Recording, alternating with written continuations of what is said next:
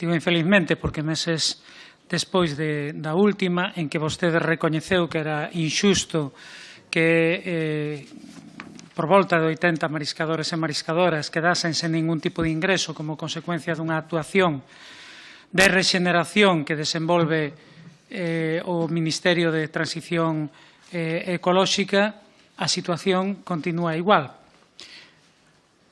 Mellor dito, a situación continúa pior, porque pasaron meses en que estes traballadores e traballadoras non reciben ningún tipo de ingreso. Por lo tanto, o que queremos saber desde o BNG é se vostedes están dispostos a atender o que cremos que son as súas responsabilidades e é que se hai un parón na actividade económica dos mariscadores e mariscadoras de Ría do Burgo como consecuencia dunha actuación que desenvolve o Ministerio, o lóxico é que as axudas que tiveron durante 2 anos e uns meses que se desenvolveron eses labores se continúe mantendo, polo menos mentre non se poda recuperar a actividade. É verdade que vostedes falan de que a responsabilidade sobre o marisqueo a competencia é da Xunta da Galiza, pero eu podolle dicir que os mariscadores e mariscadoras eu creo que lles preocupa pouco de quen é a responsabilidade, o que lles preocupa é que non teñen ingresos e que non teñen con que comer.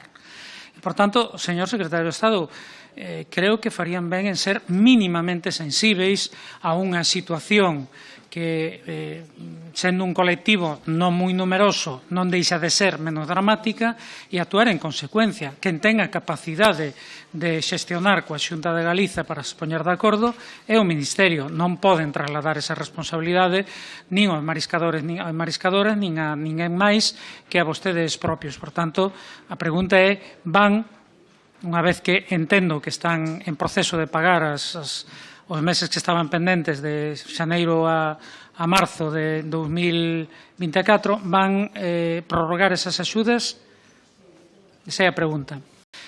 Señor secretario de Estado, non lle vou discutir se a Xunta debe participar ou non debe participar, non o discutimos nunca.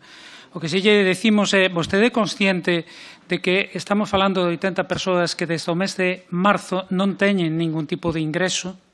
Vostede é consciente de que esa é unha situación derivada dunha actuación que desenvolveu o Ministerio? Vostede é consciente da injustiza que iso representa?